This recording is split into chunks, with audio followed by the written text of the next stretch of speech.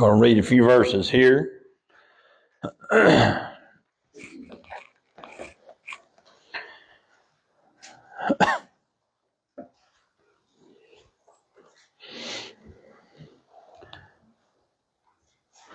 See, some of you are faster than others.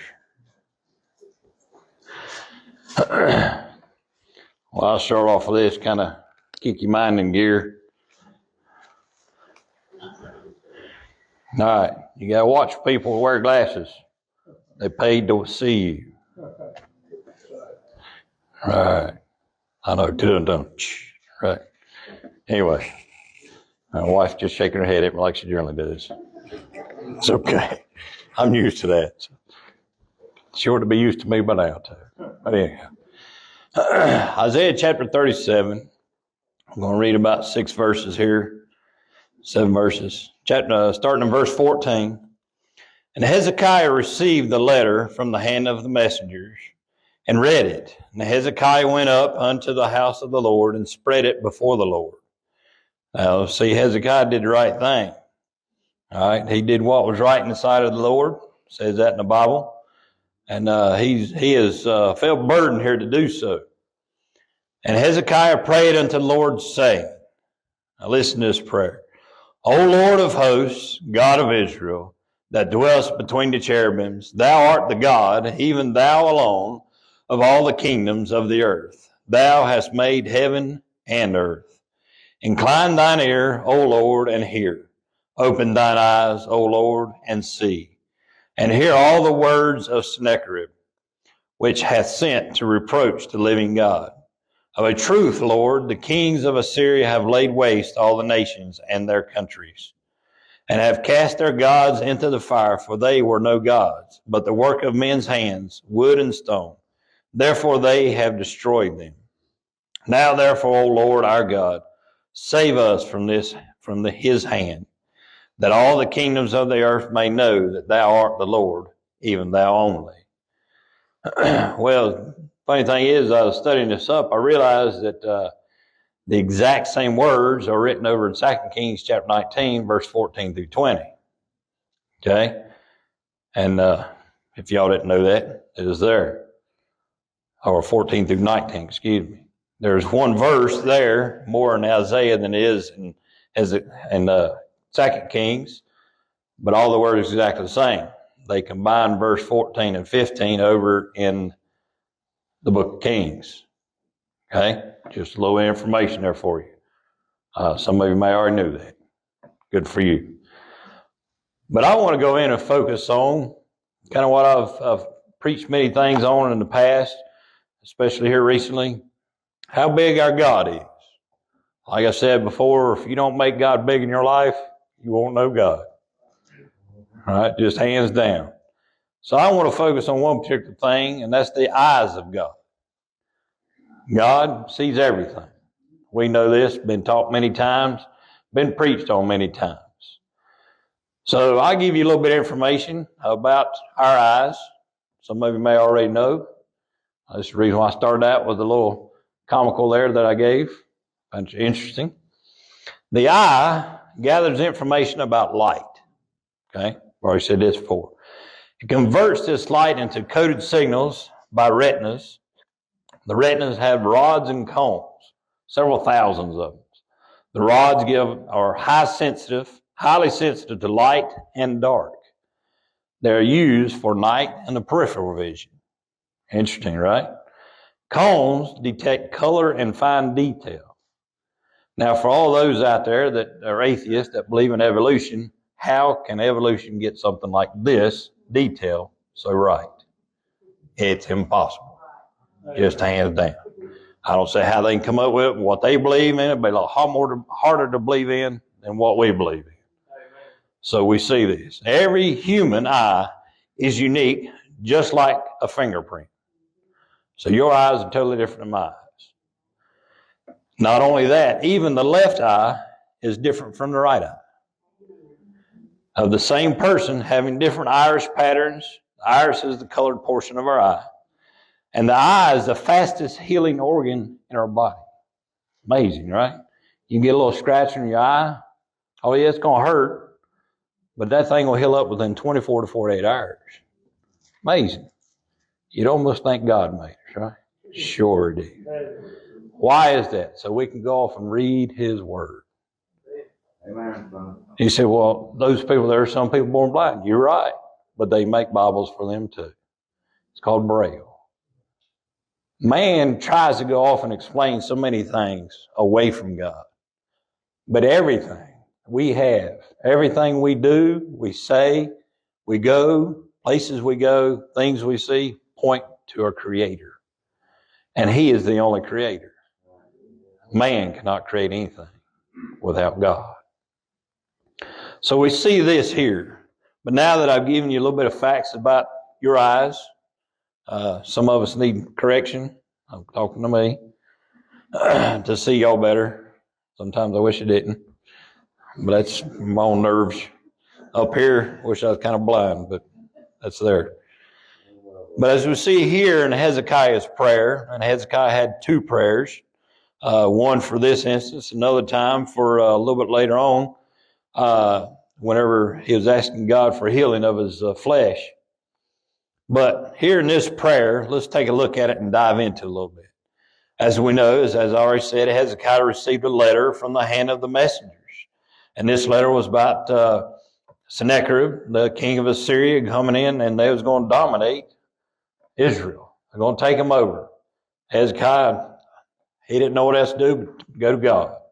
So he took this letter and it said there, he said, spread it before the Lord. Okay? He went and spread it before the Lord. Well, some people say, well, that's just kind of crazy. How's God going to see that? God sees everything. He knew Sennacherib was going to write that letter before it was even delivered to Isaiah, before it was delivered here in Hezekiah. Second Chronicles give you this other information, also goes in and kind of mentions this prayer, but it said that Hezekiah and Isaiah prayed the same prayer. Interesting, right? I found it interesting. Maybe you don't, but I found God's Word very interesting because a lot of things I don't understand, a lot of things I don't know. So to find little tidbits like this just makes me believe that much more. I don't know about you. But let's move on. And Hezekiah prayed unto the Lord, saying, O Lord of hosts, God of Israel. At least he's starting off right. Now I tell you, if you want a good way to know how to pray, go in and read God's saints. Read the prayers that they go off and do. Because they touch heaven. Hezekiah here touched heaven. But he said, well, God was going to do that for Israel anyway. Yeah. But I think God moved Hezekiah's heart to go off and pray this prayer. Hezekiah didn't know he was going to do it until he went in to do it. And God of Israel, that dwelleth between the cherubims. So he's going back to the old God there, saying, okay, you went in and had Moses go in and make us Ark of the Covenant. He's dwelling between the cherubims. He's still there today. There's cherubims all the way around him. Thou art the God. He didn't say a God. He said the God. Hezekiah is getting right down to business. I'll tell you that now. Maybe that's what I need to do. To get something out of God, something from God, I need to get down to business. I know a pastor's prayed many times, when you have something going on with you and your family, you'll get down to business. But what about our brothers and sisters in Christ that are having equal problems, maybe even more problems? Will you get down to business for them? Oh, yeah. Have you shed a tear over somebody else's lost family member? Yeah. Maybe a brother and sister across on the other side of the pew. Maybe have you shed a tear for their lost loved ones? This is what we should do. Hezekiah ain't just worried about himself. He's worried about all of Israel here because he is the king. Now, I'm sure he was thinking of his own hide too, because most of the time when the nations come in, they're going to kill the king as well. But he was more worried about his people also. Thou art the God, even thou alone. Of all the kingdoms of the earth, thou hast made heaven and the earth. He already knows God's the creator. Like I said, Hezekiah is penning it down easily. Incline thine ear, O Lord, and hear. Open thine eyes, O Lord. He's wanting God to open his eyes towards him, to see the need there. Have we asked God to open his eyes towards us, towards others' problems, maybe towards that loved one that's lost? God, open your eyes to him. Look at him. I mean, God, we know there in the book of Job, God told Satan to go out. Well, what about my servant Job? He said, well, Job worshiped God. Yeah, he did. But you know what? His three friends didn't. They thought they did. Sounds like to me they had a form of godliness, but denied the power thereof. Sound familiar? Sure, it's in the New Testament. But through this, God used Job for those three guys because they needed correction. God told them that they didn't make mention of him not once. He said, well, wait a minute. They said something about God over there. Ain't what God said. It's not what God said. God said Job did no wrong, not even his thoughts. Will God say the same about us? Will God say the same about me? So open thine eyes, O Lord, and see, and hear all the words of Sennacherib, which hath sent to reproach the living God. He said, he's not just coming against Israel, he's coming against you, God. And this is what we've seen Moses do a number of times.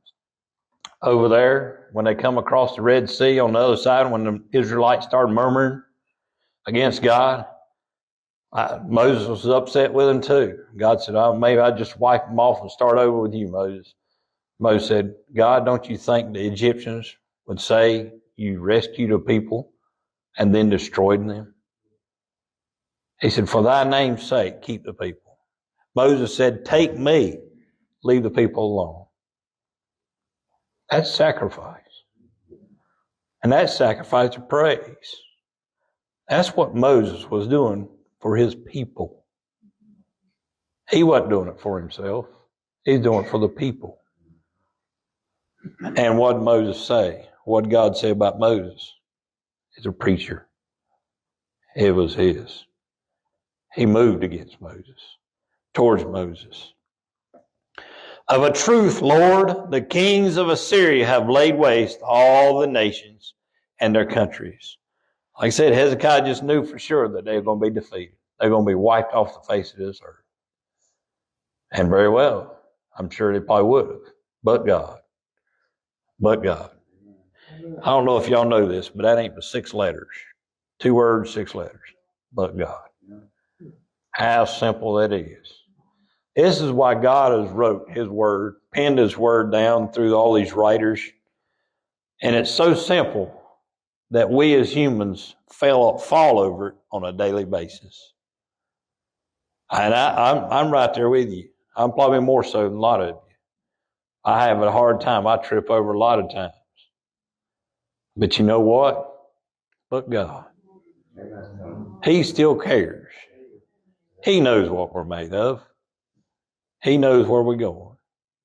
And I think it was said this morning that he knows exactly how much to put on us.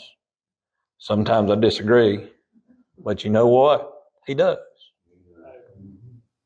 He does. So let's read on. And have cast their gods into the fire. He's talking about as king of Assyria. He's cast their gods into the fire of all the other nations. For they were no gods. There, once again, Hezekiah is just really laying it on thick, ain't he? It's almost like he's trying to brown nose, trying to butter up to God. No, he's just trying to realize, hey, God is the creator of everything. He is king of everything. He's Lord of lords, king of kings, the Messiah. He's everything. Like I said, he's just making God big God. And if you don't make God a big God in your life, you won't know the power of God. So let's go off and do that. There were no gods, but the work of men's hands, wood and stone. Therefore they have destroyed them. Now therefore, O Lord our God, he's made it not only personal, but he's made it to his nation. Save us from his hand. This is the reason why I said Hezekiah not praying just for himself, but all of Israel. Save us. I know I've said it, but I'll say it again, and I'll say it time and time again. You'll know a person by the words they use, by the things they say. I know the old saying goes, I heard it for years, and I even used it a lot of times when I was a kid because I was being bullied. Sticks and stones may break my bones, but words will never hurt me. You give a lost person God's word, they got meaner than a hot hornet. I'll tell you that now. You smack a hornet's nest, you're going to be on. I don't suggest you doing it. I'm just saying if you do. If you're dumb enough to do it. All right. But here, God's words will come back to Hezekiah. And God has went in and answered him at the end of this chapter, next verses. Okay. He didn't answer Hezekiah directly. Of course, he used Isaiah, God's man. And a lot of times he'll use God's man today, our pastor, to go off and give the message that our hearts need. Okay?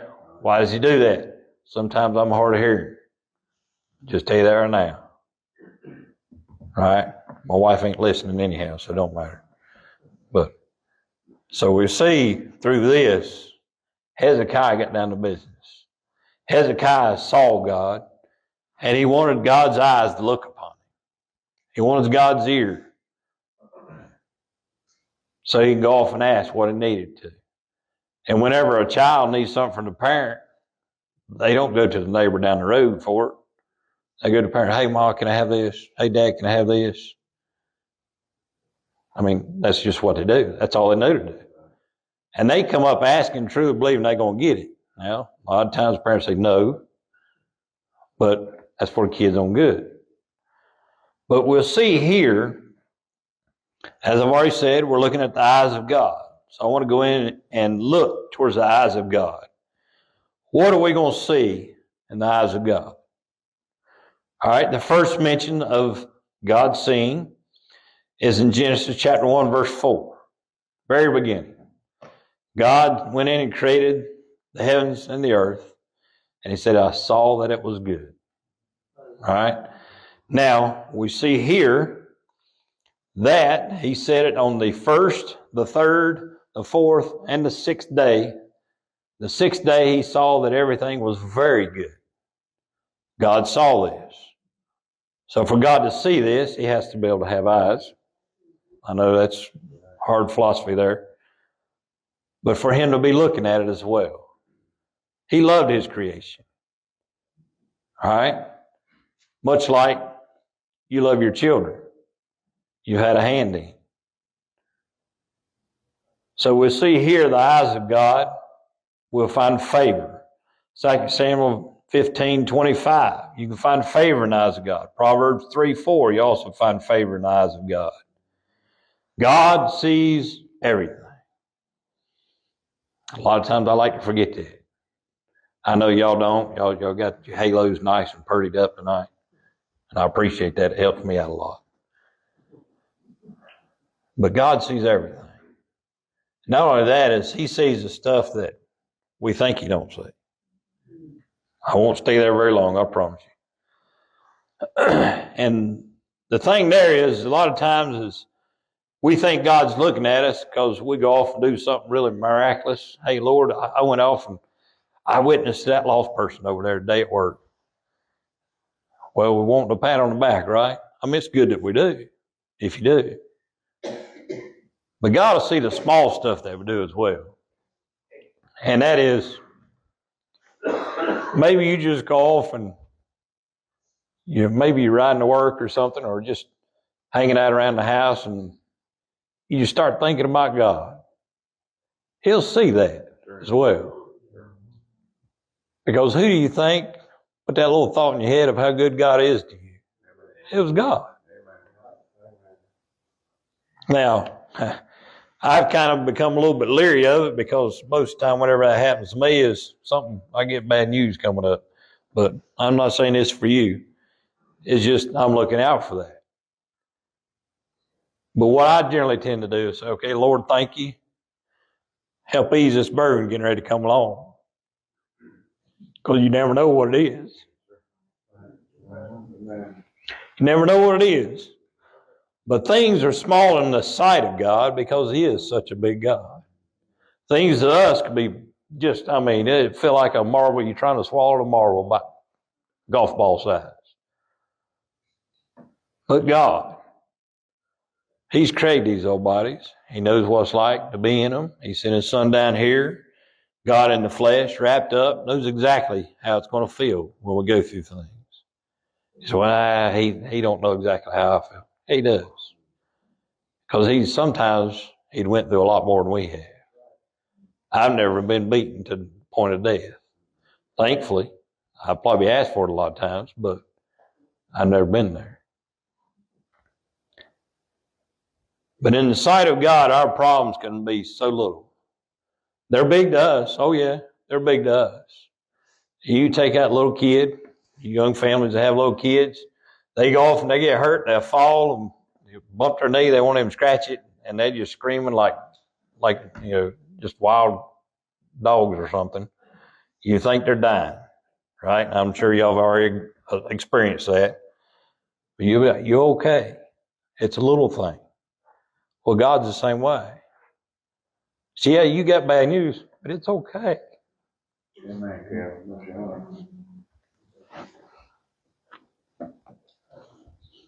It'll be all right. Just pick yourself up. Come on, I'll walk with you. And that's what God will do. He'll walk all the way. Not only that, is He'll guide your steps. And walked around with little Philip this morning, trying to get him up in confidence. Watching these little ones going, it's an interesting thing because as long as they're looking about and see what's going on, they don't want to walk by themselves. Just as soon as you get their mind off of it, they'll walk by themselves. It's a confidence thing. God does the same thing for us. He'll send a little trial along. Oh, it'll be a small one. But to us, it's just, man, I don't know if I could bear this or not. Yet, once we come through it, it's like, okay, man, that thing's over with. Boy, I'm glad that's over with. He sent one on a little bit tougher. Trying to build us up. Trying to strengthen us. God already knows that we can do it. He's just trying to convince us that we can do it. Like I said, we're just like that little child. But Philip, we already know he can stand up by himself. We've caught him a number of times. I know you two have caught yours stand up before they were walking. And you'll see them and say, okay, you got this. You try and give them encouragement, try and distract their mind going off and doing this. God does the same thing. Where do you think we get it from? We are made in the image of God. And God sees every bit of this. God knows it. Much like we know what our children are going to do before they go off and do it. And it's funny, I was sitting there the other night, we had kept Philip last night, and I see him crawling over there, and I tell him no. He'll look at me like, what? Well, I know exactly what he's going for. He didn't know that. But it's because I saw what he was getting ready to do. God will do the exact same thing to us. Do we listen? Do we listen? Little Philip's learned to listen. Why? Because get your hands smacked, you're listening. God does the same thing. God sees what we're doing. Like I said, He sees all, and everything's little in His sight. But to us, it seems so big. And we're here in Ecclesiastes chapter 2, verse 26. I'll turn there and read this one. I can see it. For God giveth to a man that is good in His sight. What's He going to give him? 3 things. Wisdom and knowledge and joy. So notice I said God just ain't going to give you that. As I read here, God's going to give it to those who are good in His sight. The only way for God, you to be good in God's sight, for God to be looking at you. Because if He can't see you, you can't be good, right? I wouldn't. I wouldn't whenever the parents wasn't looking. But, what does it say now? But to the sinner he giveth travail, to gather and to heap up, that he may give to him that is good before God. Whoa. What is that saying? It's saying that God is going to take away from the sinners and give to his people that are good before him. My, let that sink in. I'll just leave it there and let it sink in for a little bit. But we'll see God gives us wisdom and knowledge and joy if we do good in his sight. But we also see something I don't like is judgment. Luke chapter 16, verse 15, and he said unto them, Ye are they which justify yourselves before man, but God knoweth your hearts. For that which is highly esteemed among men is abomination in the sight of God. Man will puff up a lot of stuff. I know you've seen it. I've seen it many times. We even try to justify the things that we do, even if they're right or wrong. And I use the emphasis on or wrong, because a lot of times we're wrong. But man will make justification of it. Well, I couldn't do this because of this. As it goes, as has been said from Preacher Bobby, excuse is a truth wrapped with the reason of a lie. So we'll see this. But it's an abomination in the sight of God. So I want to just kind of wrap up in a little bit of conclusion here, since I've stumbled around a lot. But as we see that we have a big God, and I'm hoping that you'll go off and see God in a bigger light. Why? Because the more you see him, the more you look at him, he's looking back at you. And the more you look at him, the more you realize how little we are and how big God is. Because God is a big God. He can take care of everybody in here at the same time. I have a tough time taking care of my little family that God has given me. But you know what? I don't have to worry about it because God's going to take care of it. That's how big God is. Do I still worry? Sure. That's the reason why I have a lot of problems in my body. I have a lot of aches, pains, and a lot of times after being through work just a few hours, I'll have a lot more pains. But it's because I let that little word stress get me. Because I'm concerned about a lot of stuff. Just need to leave it aside. Easier said than done, though. Paul wrote 7 times in his epistles in the sight of God.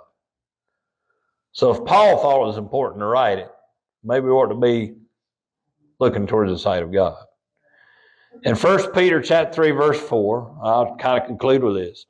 But let it be the hidden man of the heart, that in that which is not corruptible, even the ornament of a meek and quiet spirit, which is in the sight of God of great price.